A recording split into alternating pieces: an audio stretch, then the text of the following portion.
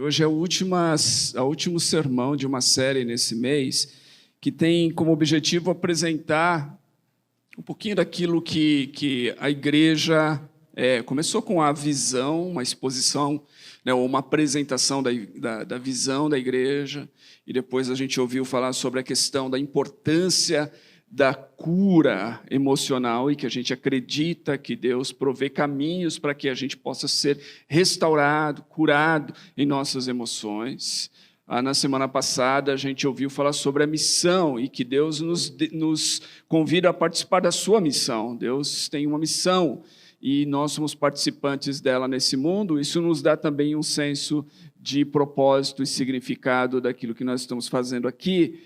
Hoje nós vamos falar sobre um outro tema que é muito importante para a igreja, e muito importante, e deve ser muito importante para nós também, que é o tema da família.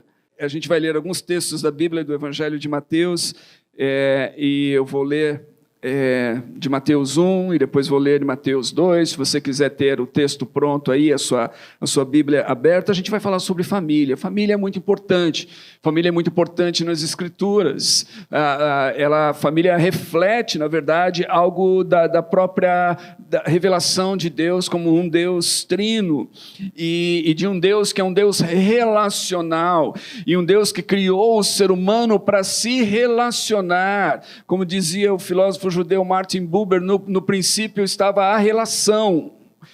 No princípio era a relação. Então isso tem a ver com o fato de que Deus é um Deus relacional, mas com o fato de que Deus também nos criou para sermos pessoas relacionais. Jesus disse, não é bom que o homem esteja só. A gente às vezes ouve isso como uma referência ao casamento e tudo mais, mas na verdade há algo muito mais profundo do que isso. É o fato de que nós não podemos de fato viver sós, de que nós precisamos de uns dos outros, que nós somos criados com esse tecido emocional e essa necessidade de conexões, de relacionamentos, de pessoas que estejam conosco, que nos transmitam afeto, que nos transmitam segurança, que nos dão um senso de pertencimento, que nos dão um senso de identidade. Nós precisamos disso. Isso faz parte de quem nós somos como seres humanos. Então a família é a instituição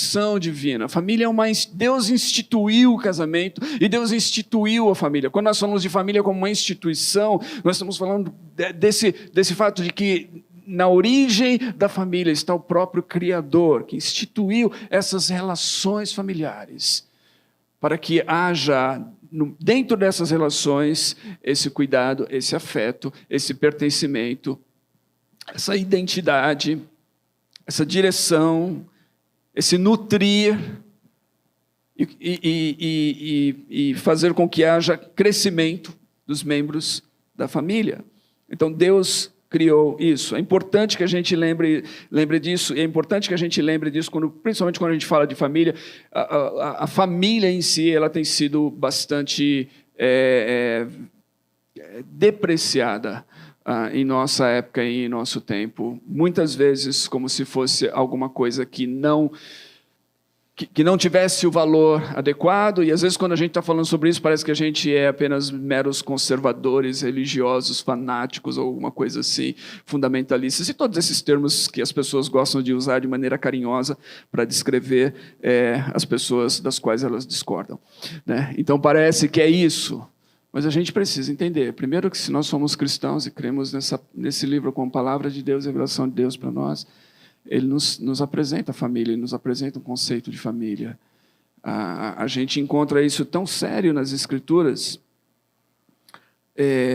que a própria igreja é descrita como família de Deus. Tamanha é a forma como Deus tem um apreço para esse conceito de família e das relações familiares. Como eu disse, nós vivemos um mundo quebrado, e por causa desse mundo quebrado, por causa do pecado, as relações familiares não são aquelas que elas deveriam ser. Talvez na sua vida você tenha exemplos disso. As relações familiares não são, nem tudo o que acontece nesse mundo é como deveria ser. Nem todas as coisas. A gente vive num mundo manchado pelo pecado. A gente vive num mundo manchado por relações influenciadas pelo pecado e pelo egoísmo e pela maldade, muitas vezes no coração humano, essas relações, então, sejam relações, às vezes, enfermas, às vezes completamente disfuncionais, às vezes até mesmo perigosas, e onde deveria haver afeto, onde deveria haver amor, onde deveria haver segurança, onde deveria haver cura, onde deveria haver apoio, muitas vezes o que acontece é o contrário. E por causa disso, então, às vezes a gente passa a desacreditar que a família ou que essas relações, às vezes o casamento, tem pessoas que sofrem uma decepção com o casamento e às vezes elas acham que o casamento não tem mais sentido por causa da sua decepção. Tem pessoas que tiveram experiências negativas na família e elas acham que por causa dessa experiência, daquilo que elas veem, a família não faz mais sentido. Lembre-se, o mundo não é como ele deveria ser, mas isso não anula aquilo que era o projeto e o plano de Deus, e aquilo que Deus desenhou para prover para nós o que nós precisamos. Então, no Brasil, a gente tem uma série de situações no Brasil e no mundo onde as relações familiares não são necessariamente aquilo que a gente deveria chamar de uma família tradicional, com pai e mãe e os filhos. Essa é a família tradicional, é a família que a gente vai encontrar nas Escrituras e no passado. Mas nem todas as relações familiares são assim, elas não são assim exatamente porque nós vivemos num mundo caído e uma série de razões desse próprio mundo. Com isso, gente, eu vou já chegar no texto aí que vocês abriram, mas com isso, muitas vezes, novamente, a gente vê pessoas tentando diminuir a importância de certas funções. Por exemplo, a função do pai numa família. Né? Isso é algo que tem sido questionado dentro do nosso tempo, dentro de uma novo conceito antropológico, sociológico, até mesmo psicológico, de várias formas tem questionado isso, tem dizer, não, isso não é tão importante, a função do pai. Mas quanto mais velho eu fico e quanto mais eu converso com pessoas e quanto mais eu observo o mundo, mais eu vejo o quão fundamental é a função do pai na formação da pessoa. Eu digo isso por experiência própria, eu já falei várias vezes aqui, meu pai, por uma série de razões, na verdade, que se repetiram, meu pai foi um homem, em muitos aspectos, bom, mas meu pai era alguém que bebeu mais da conta durante a vida, e quando ele bebia, ele se transformava, e aquele homem que deveria ser amoroso, carinhoso e tudo mais, não era assim. E isso trouxe conflitos muito grandes para a minha própria vida, ao crescer, você entendeu? E eu poderia, então, enxergar e falar assim, continuar com aquela imagem de pai negativo e falar assim, é isso que eu vou reproduzir. E é isso que é ser pai, ou então não existe pai. Mas graças a Deus, primeiro, por sua bondade, pelo Evangelho, Deus me resgatou. E Deus me fez ver que havia uma imagem de pai diferente, que havia uma possibilidade diferente, que eu não precisava ser e não precisava repetir os erros do meu pai, que eu poderia ser para os meus filhos uma pessoa diferente. E uma das grandes decisões que eu tomei na minha vida é que eu queria ser um bom marido, e um bom pai, e um bom pastor. Eu queria viver assim. Eu sei que eu não sou perfeito, mas essa é a minha decisão. Então, às vezes, gente, nós por causa dessas relações, nós desmerecemos. Então, as pessoas, o pai não é importante, né? A figura do pai não é importante. Assisti um filme, está num desses canais aí de streaming, não sei se é Netflix ou Amazon Prime, algum deles, chama-se Bar do Lar. Não sei se alguém viu isso. Bar do Lar. The Tender Bar é o nome em inglês, é baseado numa história verdadeira de um jornalista que ganhou o prêmio Pulitzer do jornalismo nos Estados Unidos há uns 10 anos ou mais, e que cresceu sem pai, sem a presença paterna. E ele narra como que aquilo fazia falta para ele. O seu pai existia, era vivo, mas não tinha contato com a família, mas ele era um locutor de rádio. E esse garoto, ele ligava o rádio, e o seu pai era conhecido como a voz. Porque ele ligava o rádio para ouvir o seu pai. E quando o pai mudava de estação, ele ficava às vezes ligando o rádio e mudando ali a sintonia do rádio até ouvir a voz. E aí, a partir daquele dia, ele sabia que o pai estava num outro programa, numa outra estação, e ele sintonizava ali, muitas vezes escondido. Porque ele precisava, a sua conexão paterna era através da voz daquele que ele sabia que era o seu pai, e que ele não conhecia, foi conhecer até um pouquinho mais tarde na vida, mas desde dos primeiros anos havia aquela necessidade emocional. E ele fala que não só a necessidade do pai, mas a necessidade de figuras masculinas, de homens na sua vida, porque ele não tinha isso.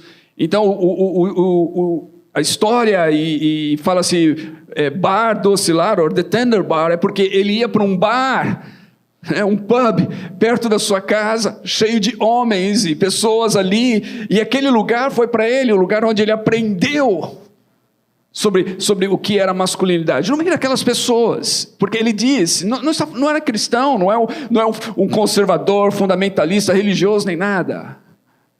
Pelo tudo que eu sei, ele não é cristão, nunca foi.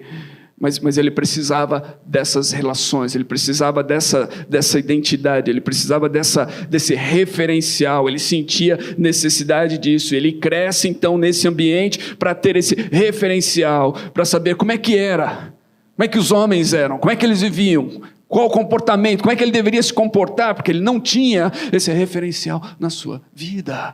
E, gente, eu acho impressionante que pessoas hoje estudam, fazem mestrado, doutorado e tudo mais, e negam essa necessidade tão fundamental, tão clara. Quantas pessoas eu já conversei na vida que tem um rombo, um vazio interior tremendo, que se deve exatamente a isso, a falta da figura paterna. E quantas pessoas que eu conheço que têm certas disfunções, ou tem certos maneirismos, ou certas formas, porque faltou uma figura paterna coerente, razoável, amável, que pudesse ser imitada, que servisse como modelo, como exemplo em suas vidas. Nós não podemos abandonar isso. A família é a criação de Deus, é uma instituição divina. As funções na família de pai e mãe, essas funções foram dadas por Deus. Deus decidiu se revelar a Deus. A gente vê, às vezes, se referindo a Deus como mãe, mas Deus decidiu se revelar a nós como um pai. E Jesus disse que quando nós falarmos com Deus, nós devemos falar a Deus e nos referir a Ele como o nosso Pai que estás nos céus. É importante que a gente tenha essas imagens dentro de nós e essas funções bem estabelecidas em nossa sociedade. Por quê? Porque a sociedade vai tentar nos levar numa direção completamente diferente disso. E essa direção não é saudável. Ela não entrega a cura dos relacionamentos que ela promete. Tudo que ela entrega é a perpetuação da carência, do vazio emocional que tenta ser satisfeito e preenchido de muitas e muitas maneiras, inclusive várias delas em relacionamentos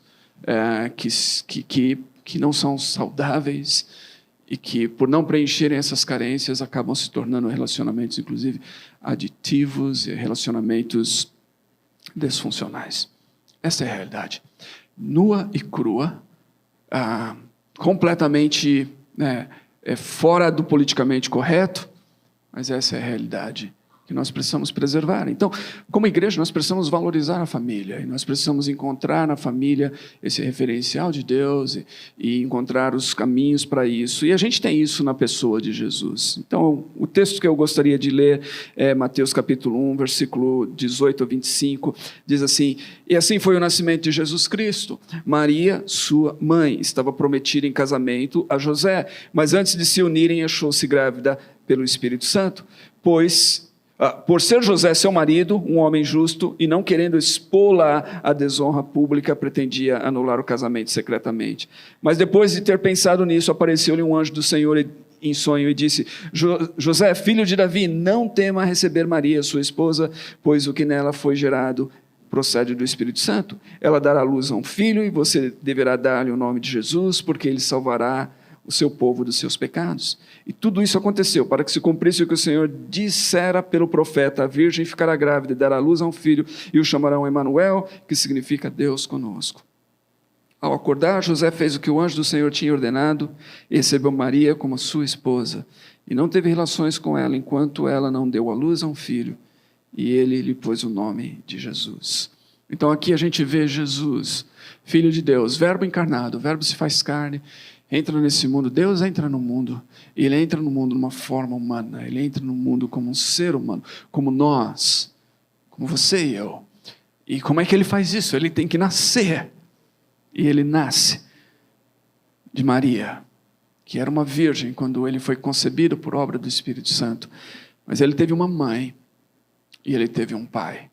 E ele teve uma identidade, mais do que isso, ele teve uma identidade familiar. Diz aqui, José, filho de Davi. Está falando de José como um descendente de Davi. E é por isso que os evangelhos vão estabelecer ali a genealogia de Jesus, para falar da sua linhagem. Havia uma identidade de Jesus. Ele tinha pai e mãe, e tinha um histórico da sua família, dentro daquela sociedade, dentro daquele contexto cultural, que era muito importante de se manter.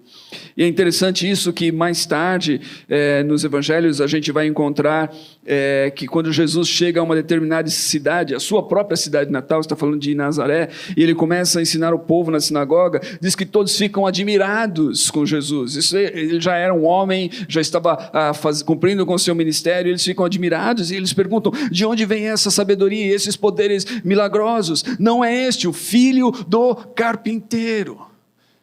Jesus é reconhecido como alguém que tem um pai. Seu pai é um carpinteiro. Não é esse o filho do carpinteiro. O nome da sua mãe não é Maria. E não são seus irmãos, Tiago, José, Simão e Judas. E não estão conosco todas as suas irmãs. Ou seja, aqui a gente vê a família de Jesus. Pai, mãe, irmãos, irmãs. E todos eles são reconhecidos. E Jesus é reconhecido como alguém que faz parte dessa família. Ele tem uma identidade, ele recebeu um nome, ele tem pai, mãe, irmãos, e tudo isso é parte da sua família. E é importante a gente entender isso. Quando Deus decide entrar nesse mundo, Ele entra pelos meios que Ele mesmo estabeleceu e criou, e instituiu. Ou seja, a união de um casal, apesar de que ele foi gerado não do fruto dessa união, do relacionamento sexual desse casal, ele foi gerado pelo Espírito Santo, mas dentro de um relacionamento de um casal. E no seio de uma família, e ele cresce assim. A família, novamente, é uma instituição divina, e Jesus nos mostra isso. E o que a gente aprende com essa família de Jesus? Em Mateus ainda, no capítulo 2, a gente vai encontrar que houve um momento em que esse bebê que nasce nessa família se encontra ameaçado. Isso está a partir do versículo 13 em diante, até o final do capítulo. Quando Herodes recebe a visita de alguns sábios que vêm do Oriente para ver o menino Jesus, e eles dizem o seguinte... Aliás, isso está a partir do versículo 7, na verdade. E versículo 3 diz que ele ouviu Herodes sobre isso daí, ele ficou perturbado. Versículo 7 ele chama os magos secretamente, ele pede a eles: olha, me falem onde é que quando vocês descobrirem onde esse menino estava, eu quero que vocês me contem, me informem com exatidão sobre ele, para que eu possa ir adorá-lo. A gente lê o texto, a gente sabe a partir da história, evidentemente, que não era essa a intenção de Herodes. Eventualmente ele manda matar todas as crianças, todos os meninos, na verdade, não crianças, todos os meninos naquela região de 2 anos para baixo, que era o tempo mais ou menos que ele havia sido visitado pelo mago. Ou seja, a vida dessa criança corria perigo. E aí a família mostra-se como um lugar de proteção, de cuidado e segurança. Quando os pais de Jesus sabem que o seu filho corre perigo, eles embarcam numa viagem para uma terra estranha, eles se tornam refugiados. É isso, eles foram refugiados. Nos últimos dias, milhares de pessoas, dezenas de milhares de pessoas têm fugido da Ucrânia, deixando para trás tudo. Boa parte delas são mães com os seus filhos, com suas crianças, porque o marido não pode ir, o pai não pode ir, e muitas vezes o filho mais velho, acima de 16 anos, não pode ir.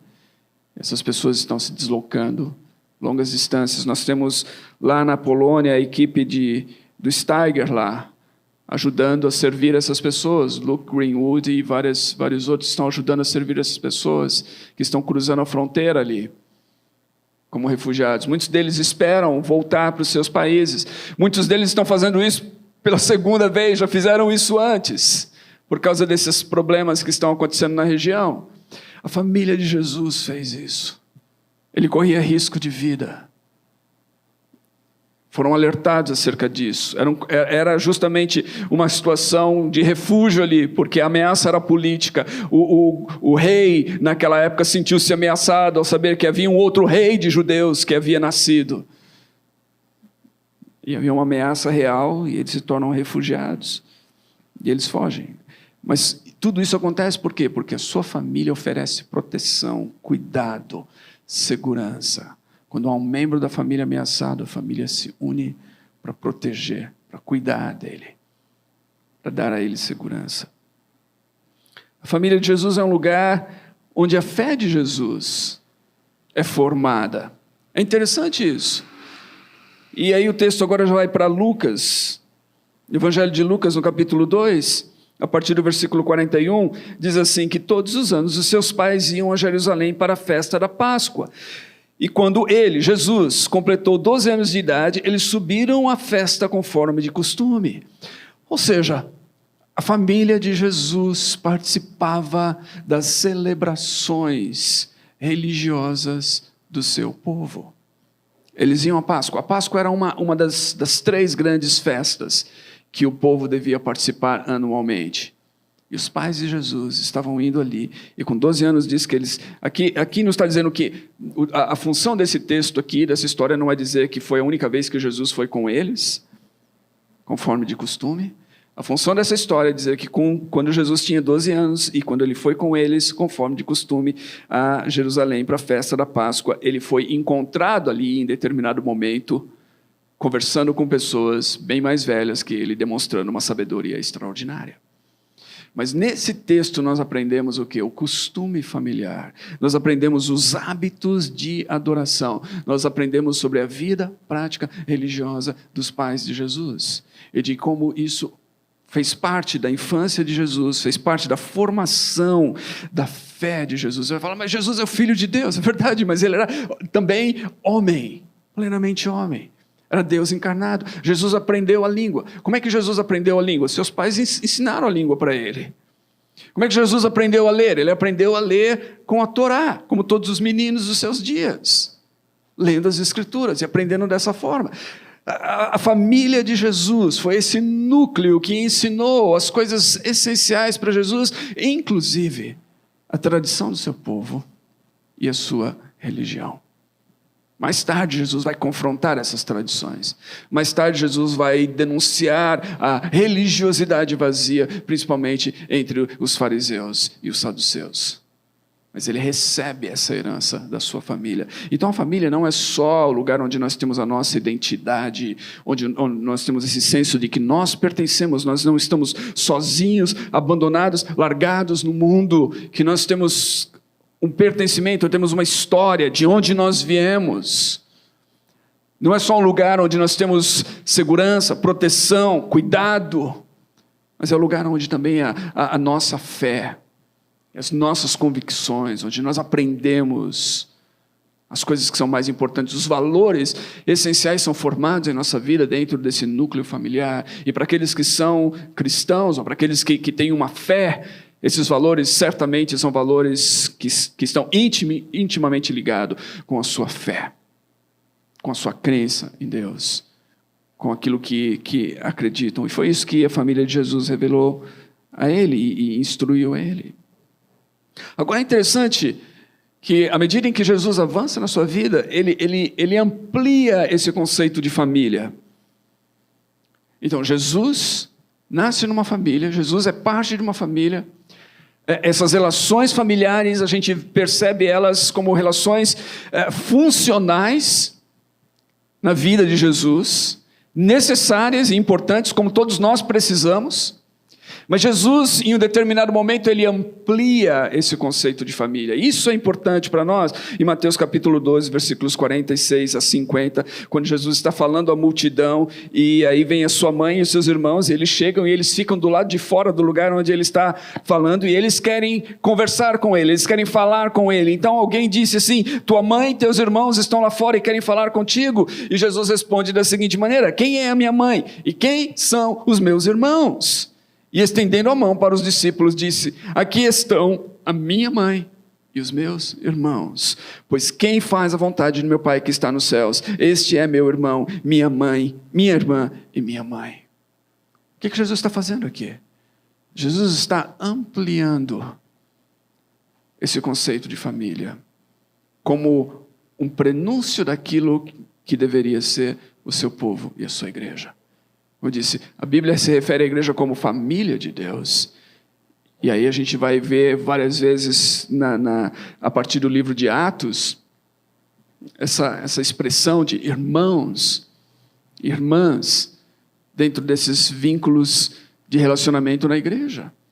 Onde onde pessoas que não têm o mesmo sangue, que não cresceram com as mesmas relações familiares, de repente se encontram com uma só fé, em um só Deus, em um só Espírito, em um só batismo, e que de repente elas têm essa ligação de cuidado, de pertencimento, de identidade, uma identidade que agora não é mais uma identidade meramente familiar, de pai e mãe, e de avós, e de ancestrais, mas é uma identidade agora que diz respeito à sua fé, e algo que vai muito mais distante do que isso, algo muito mais amplo. E essas pessoas agora se encontram então nessa relação onde há um cuidado e proteção e interesse genuíno uns pelos outros. O que Jesus está fazendo aqui ao ampliar esse conceito de família, Jesus está aqui nos mostrando como devem ser as relações dentro da sua família agora. A família do seu pai, a família da qual todo nome, como diz Paulo ao orar na sua carta aos Efésios, todo aquele que conhece a Deus e busca a Deus, recebe o nome. A família de Deus. Então Jesus está ampliando isso. Agora, note, Jesus não está desmerecendo a sua mãe e seus irmãos aqui. Não é isso. Mas Jesus está dizendo que há um vínculo de fé, há uma conexão com Ele, há uma conexão por parte daqueles que são seus discípulos, que faz com que estes também se tornem membros dessa família. É a família espiritual que a gente chama, a nossa família estendida. E é por isso, meus irmãos, que muitos de nós aqui, eu sei que tem pessoas que talvez não estejam entendendo isso, tem pessoas até achando que isso é um estardalhaço que estão fazendo aí, ao falar da Ucrânia e tudo mais, mas o fato é que muitos de nós temos uma conexão com aquelas pessoas lá. Elas se tornaram de fato irmãos e irmãs nossas, porque nós conhecemos essas pessoas, porque nós sentimos as suas dores, porque nós ouvimos as suas histórias, porque nós estamos distantes, não podemos fazer nada por elas, mas nós sentimos aquele momento que elas estão passando, porque nós somos conectados, pessoas distantes, longe, sem nenhuma relação que pudesse ser justificado familiar, mas com o mesmo Deus, com o mesmo Espírito, e pertencentes a essa família espiritual. E isso faz com que a gente sinta a dor dessas pessoas tão distantes de nós. É isso que Jesus fez. É interessante que no final da sua vida, quando Jesus está na cruz, João capítulo 19, versículos 25 a 27, diz assim, que perto da cruz, onde Jesus estavam sua mãe, a irmã dela, Maria, mulher de Cleopas, e Maria Madalena. Ali a gente encontra 3 Marias. A mãe de Jesus, a irmã dela, a tia de Jesus, mulher de Cleopas, e Maria Madalena. As três estão ali, próximas à cruz, vendo Jesus pregado como um malfeitor, na agonia e angústia da morte. E quando Jesus viu a sua mãe ali, note que o texto diz, Jesus viu a sua mãe ali, e perto dela, o discípulo a quem ele amava, disse à sua mãe, aí está o seu filho. E ele diz ao discípulo, aí está a sua mãe. E diz o texto que daquela hora em diante, o discípulo a recebeu em sua família. O que a gente vê aqui? A gente vê o cuidado de Jesus, como filho de Maria, como filho mais velho, como primogênito. Ele está a poucos instantes da sua morte. Ele vê a sua mãe, e ele sabe que dentro dessa cultura na qual ele está inserido, o primogênito é responsável por cuidar. Os irmãos de Jesus não acreditam nele, Jesus não sabe o que esses irmãos vão fazer. Jesus elege um dos seus discípulos, a quem ele amava, e ele diz, cuide de minha mãe. Essa agora é a tua mãe, cuide dela. E João recebe Maria em sua família para cuidar dela. Eventualmente a gente lê a história, a gente vê que alguns dos irmãos de Jesus passam a crer nele e se tornam de fato seguidores e figuras importantes na igreja em Jerusalém. Mas aqui a gente encontra Jesus manifestando o cuidado de um filho para com sua mãe e novamente revelando a importância do laço espiritual. João não é filho de Maria, Maria não é mãe de João, mas Jesus agora estabelece esse laço entre eles. Este é seu filho, esta é a tua mãe. E é assim que muitas vezes acontece na igreja, onde nós estabelecemos vínculos com pessoas que se tornam como filhos e filhas, pessoas que se tornam para nós como mães e pais, pessoas que se tornam para nós como membros da nossa família. Há um versículo nos Salmos que diz o seguinte, Salmo 68, versículo 6, Deus faz o solitário viver em família. É um verso lindo. Deus faz o solitário viver em família. Eu não queria expor ninguém aqui. E, portanto, se você não se sentir à vontade de fazer o que eu vou pedir, tudo bem. Mas eu gostaria de saber se existe alguém aqui que vive sozinho, vive solitário. Obrigado. Obrigado, Rubens. Ok. Deus faz com que o solitário viva em família, gente. Olhou esses irmãos que estenderam o braço aqui? A vulnerabilidade deles ao fazerem isso. Obrigado, agradeço a vocês. Nós somos a família ao redor deles. Lembre-se deles. Lembre-se dos seus nomes, de quem eles são. Convide-os para sair com você. Convide-os de vez em quando para comer, para almoçar. Convide-os para um momento de lazer. Convide-os para estar juntos. Você vai sair com um grupo? Convide-os, lembre-se deles.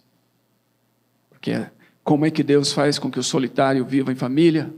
Através da sua família, que somos nós. A família de Deus, é através da igreja. Nós vemos um mundo caído. Algumas pessoas aqui talvez tenham crescido sem pai ou sem mãe. Foram criados pela avó, pelo avô, pelos avós, que deram e se esforçaram para ser o pai e a mãe. E mais até do que isso. Algumas pessoas talvez foram adotadas. Alguém serviu na vida dessas pessoas para suprir a carência daquele que não estava lá. E nós valorizamos isso. Essas coisas são importantes e nós valorizamos as pessoas que fazem isso. Como igreja, nós somos enviados ao mundo para sermos mães e pais, irmãos e irmãs, tios e tias, filhos e filhas, de pessoas que precisam do nosso abraço, que precisam do nosso acolhimento, que precisam da nossa proteção, que precisam do nosso cuidado, que precisam que juntos nós possamos estabelecer muitas vezes aquilo que lhes falta, os valores familiares, a sua identidade, o seu senso de propósito e de pertencimento, o seu conhecimento de Deus e das coisas que são mais importantes na vida. A igreja precisa entender a importância da família, precisa proteger a importância da família em todos os seus aspectos. E mais do que tudo, a igreja precisa ser família. Que Deus nos ajude a entender isso. E que através de nós e da nossa disposição, os solitários não vivam mais de maneira solitária, mas que eles encontrem o abraço, a família, o cuidado e a proteção. Vamos orar juntos. Deus, eu oro com meus irmãos e irmãs aqui nessa manhã. Deus, eu te agradeço pelo Evangelho. Te agradeço por Jesus Cristo. Eu te agradeço porque o Senhor Deus, Criador dos céus e da terra, não nos abandonou à nossa própria sorte, enviou Jesus, que veio a esse mundo como um homem, que nasceu no seio de uma família, como um bebê, com toda a fragilidade de um bebê. Foi carregado em braços humanos, que foi transportado para longe do perigo, que teve que ser cuidado, que aprendeu a dar os primeiros passos, aprendeu a falar uma língua, aprendeu a ler, que andou com seus pais para as festas religiosas, para as tradições do seu povo, e aprendeu uma profissão, e foi um homem, plenamente, e que morreu na cruz, para que nós pudéssemos ser salvos, para que pudéssemos ter uma família espiritual, para que pudéssemos chamar o Senhor Deus de Abba, Pai, e saber que o Senhor de fato é o Pai que cuida de nós, o bom Pai, que quando nós pedimos algo bom, não nos dá algo mal. É o bom Pai que sabe aquilo que nós precisamos e que sempre vai nos dar exatamente aquilo que nós precisamos.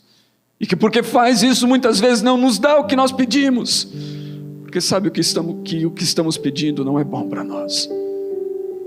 Deus, eu te louvo, porque esse Evangelho salvou a minha vida, mudou os meus olhos, a minha percepção da existência, da vida, das coisas.